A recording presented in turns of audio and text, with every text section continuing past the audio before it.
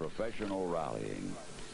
For years, a popular motorsport in Europe and around the world is coming into its own in America, attracting drivers of international reputation, like New Zealander Rod Millen.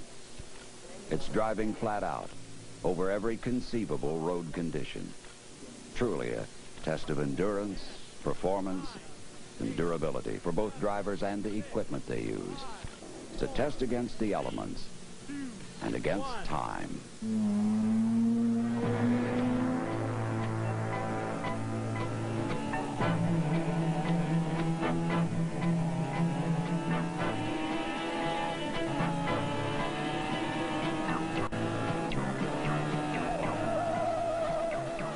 Racing against time is so much harder than racing side by side against your fellow competitors. At times you feel you're going very competitively and you get to the end of the stage and you check your fellow competitor's stage times and he's beaten you by quite a lot. At other times it's the dead reverse. With this rally it's going to be so much different to what the normal national events are that are normally held in this country. Being a longer event, I would figure that John Buffum, Hendrik Bloch, John Wolf and myself are more used to these style of events.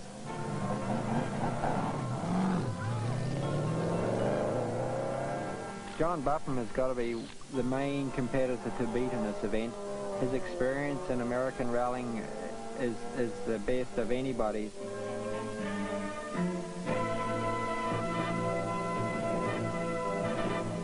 John Wolf is another one that'll be there right to the finish. I would consider for me to beat these guys, I'm going to have to sort of set a good hard pace at the start, try and push them and make them go harder to stay with our car, and hopefully be able to take it easy towards the end.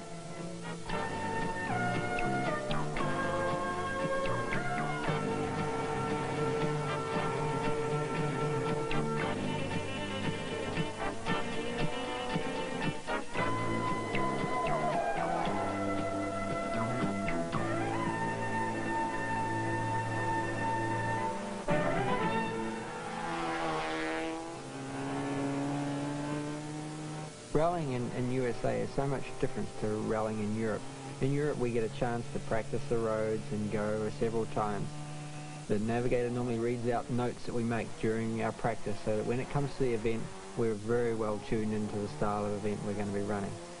In America we drive those roads blind. We've never been over the roads before, so it calls for a different type of technique. This is one of the biggest secrets in rallying, anticipating on what's going to come up. Instead of going across the crest at 10 miles an hour, you'll get an idea before you get there, and you should be able to go across it at 100 miles an hour. We need some bit of gas. Do you want how much gas do you want for a circuit? Well, I want a fairly full tank. I don't want to... One of the main things in a rally car, if you've got a reasonable engine, is suspension and tyres. We always have spent hours and hours on our suspension. In fact, our engine was put in and it's done 4 events now and it was never looked at. But the suspension was being changed all the time to get far better sort of road holding and actually handling better, the car handling better. You know, I've been rallying for 10 years on special rally tyres and I thought a regular street tyre wouldn't do the job. We did some testing and we found they came up with identical results.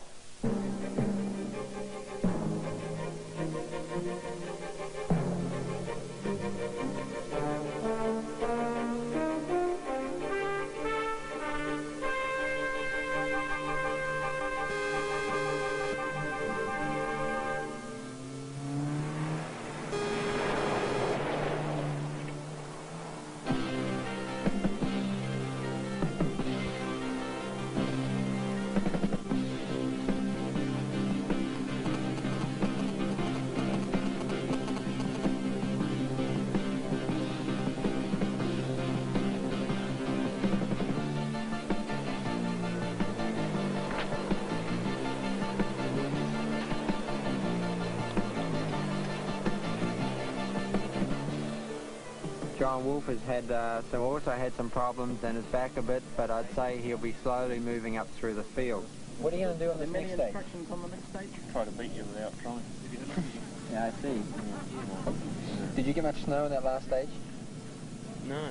Well, we're quite lucky because John Buffum passed us, and then we followed him for 80 k's. And every time he was hitting the brakes, and it wasn't a real big bump on the road, we just kept it flat, and we'd catch up to him again. We changed the lower control arm, which we'd also bent, and got back in. The next stage, we went off course because there was a marginal instruction, let's say. And then on the very long stage, we were cruising along about 120 down one of the real smooth roads, but we got launched off of a crest in the road, which I just didn't see, and we flew through the air. It was hardly the greatest of ease, because we were doing like 100 when we took off, and we landed square on the front of the car, and the bumper fell off, the muffler fell off, the exhaust came loose, bent the steering rack, and bent the front strut. So we stopped for about 4 minutes to just sort of see if we could continue, and we trucked down to the end with the steering really tight, and then we replaced all the parts the next service. Here we are. With these service stops, we've got to try and fit as much in as we can. Especially now that we've been rallying all night, everybody's starting to get real tired, and it's very easy to make a slight mistake or forget to check something. If something like this happens, we can be eliminated from the event just that easily.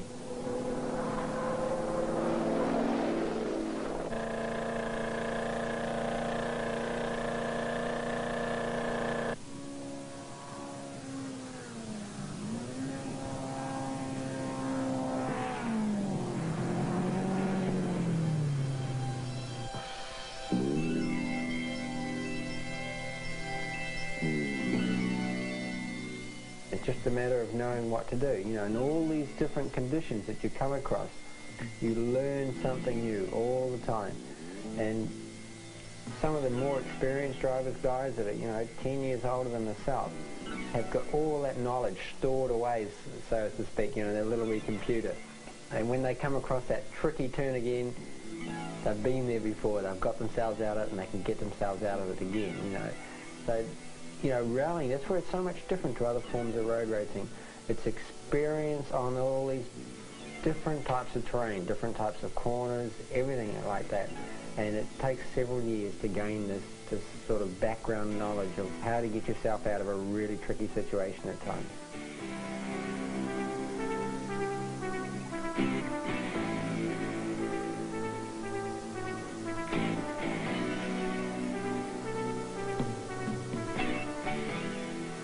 Rallying to me is the most challenging of all motorsports. A rally driver has to be very adaptable to take in all the types of conditions you might encounter on a rally. It might be wet, slushy snow at the start of an event, and then end up with real dry and dusty at the end.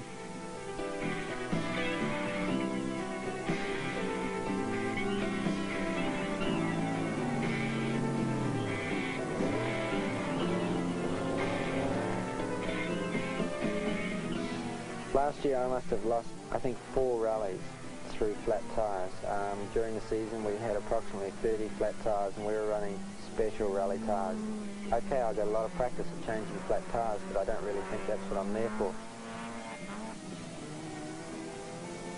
This year we decided that we would go for a tyre that's a lot stronger and last distance. This year we haven't had one yet, and we must have covered nearly 2,000 miles of special stages.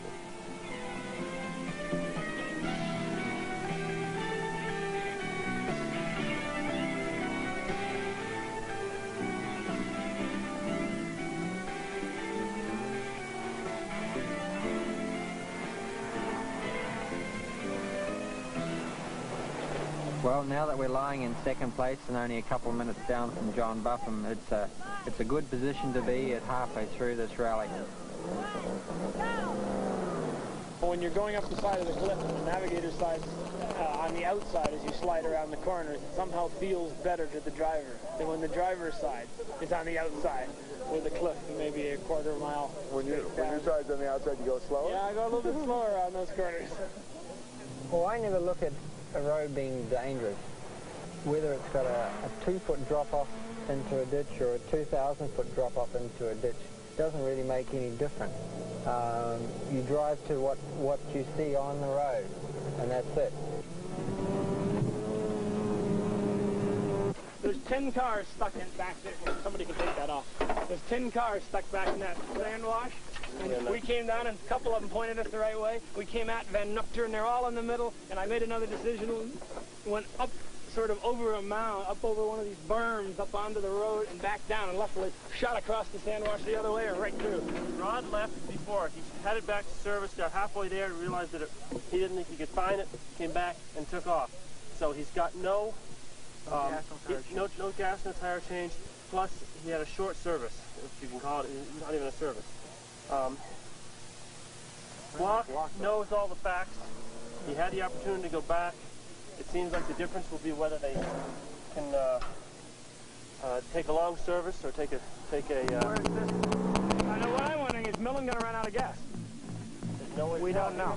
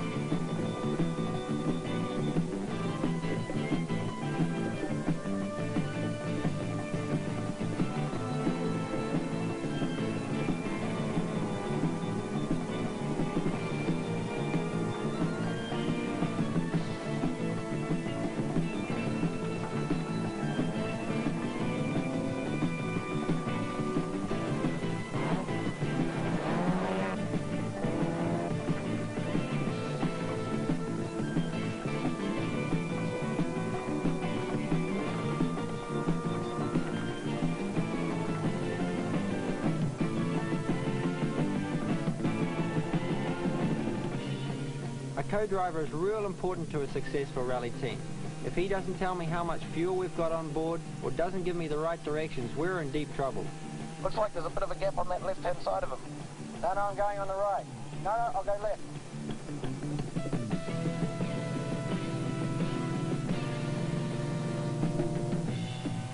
Okay, we've got 4K to the next instruction. We're going to go 90 left of T. Okay, give us a yell when we're half a K away.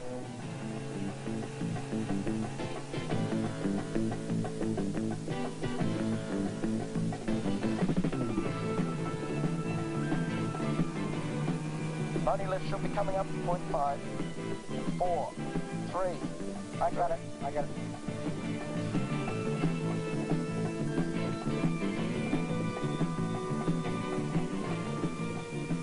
Okay, we only got 1K now to the next instruction. Should be our service point. Yeah, we're getting low on gas. I don't know whether we're going to make it. Yeah, I know. I can hear it missing. Where's our service going to be? Which side of the road? I'm not really sure. Okay. I'll pull off on the right-hand side of the road there. Looks like that's it. I can see them.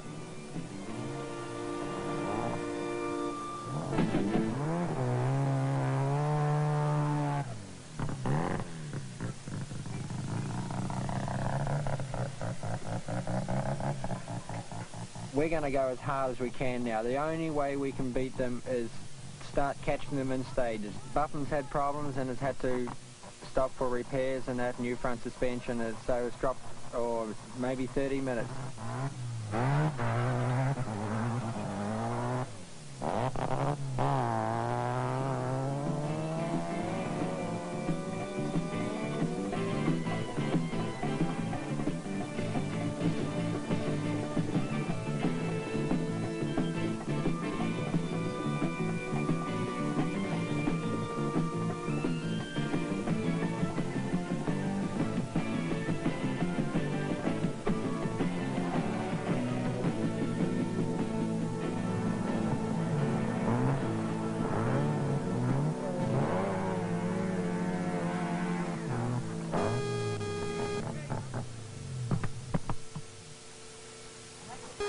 Yep. You got a spare of Rodney's in your car? A what? You got a spare of Rodney's in your car? Yep. Can we put it in our boot? Okay. We got a puncher before the stage started. More. Only 5.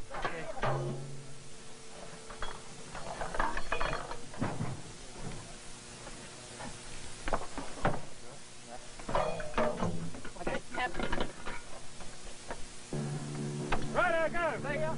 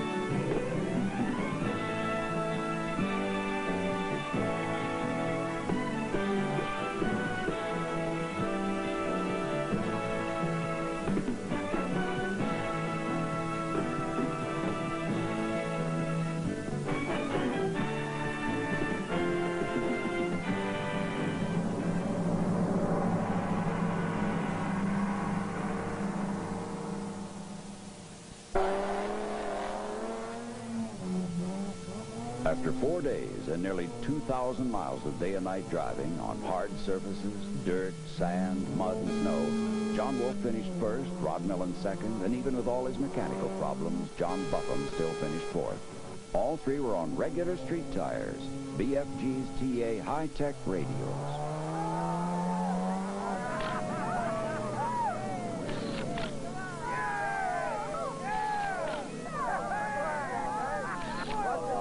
Well, this rally's had everything. It's been tough on the crew, myself. I learnt a lot. We're really looking forward to the next event now. I know that what we learnt in this rally will help us through the rest of the season.